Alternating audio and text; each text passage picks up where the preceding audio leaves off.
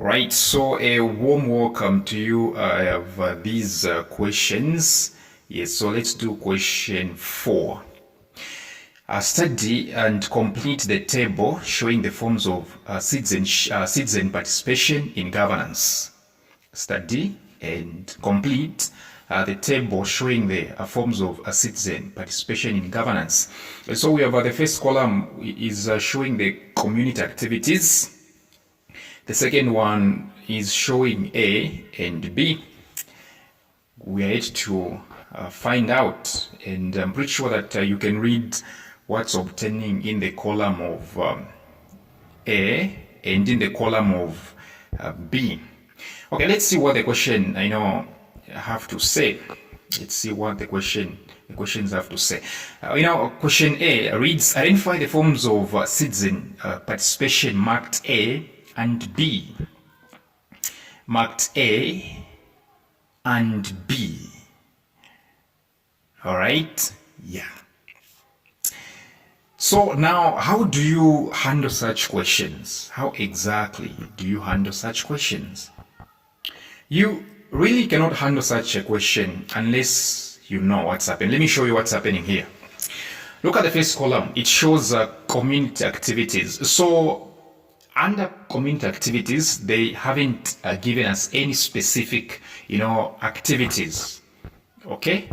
The column is called community activities. So under community activities, we don't have anything. They just said C1 and Roman numeral 2. C Roman numeral 1 and Roman numeral 2. So which means they have not given us, community activities. Okay? Now, when it comes to A and B, you realize that the community activities, the activities, let me say the citizen participation code A, we have the citizen participations, okay, we have for A. They're saying reading materials on governance issues, taking part in legal demonstrations on governance issues. So what is lacking in the column of A is the actual group. So when somebody is reading materials on governance issues, when somebody is taking part in legal demonstrations on governance issues, what do we call that one collectively? So these are activities, but we don't know the name. We don't know their collective name. And that collective name is only known as, A, right? It's only known as A.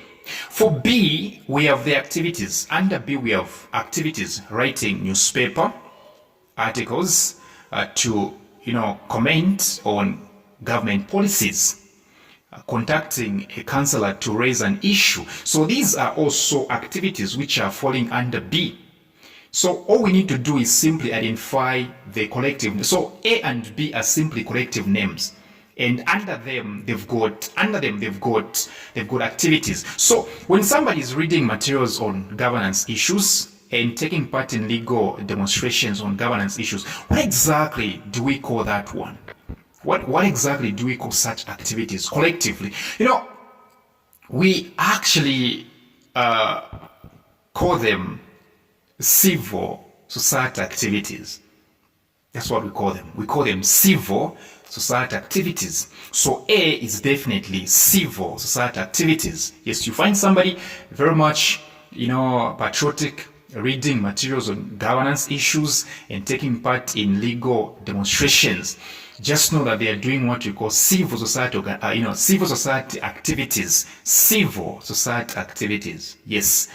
Now B, you have somebody writing, newspaper articles to comment on government policies. You have somebody contracting a councillor to raise an issue. Such activities fall under what we call political activities. Such activities fall under what we call political activities. Yes.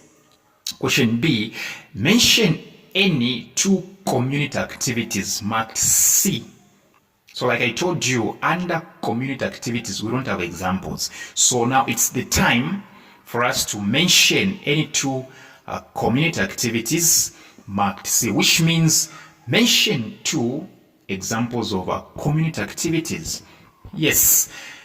Number one, you can say attending a community meeting to discuss what? Local affairs. Attending a community meeting to discuss local affairs. Attending a community meeting to discuss local affairs. The second one, which is number two, you can say attending a parent teachers association meeting at a local school. Yes, when you're parents or when you become a parent, okay, you are escorting your children to school, because there is a meeting. Your child has told you to say there must be a meeting between you and the teachers. You attend a parents, teachers association meeting at the school where your children go. That's what we call, community activity. See, what does the term citizen participation mean? What exactly does, citizen participation mean? Listen, citizen participation simply means the activity, okay? Let me say active involvement. Yes, I think the word active will work. Active involvement and engagement of citizens in the decision-making processes, governance, and the development of their communities, cities, or countries.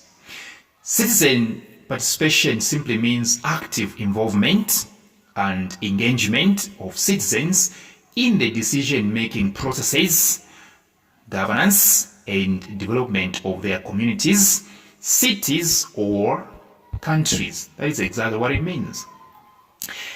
The last question reads, suggest any 4 factors that are key in good governance. In short, what exactly are the 4 factors in good governance? 4 factors in good governance. Well, don't forget, number 1, you simply say transparency. Transparency is very important in as much as governance is concerned. Good governance is concerned.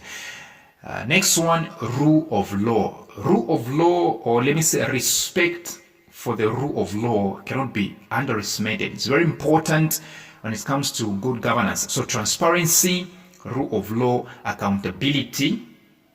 All right, yes, transparency, rule of law, accountability, etc. You know what? Come for more substitutions.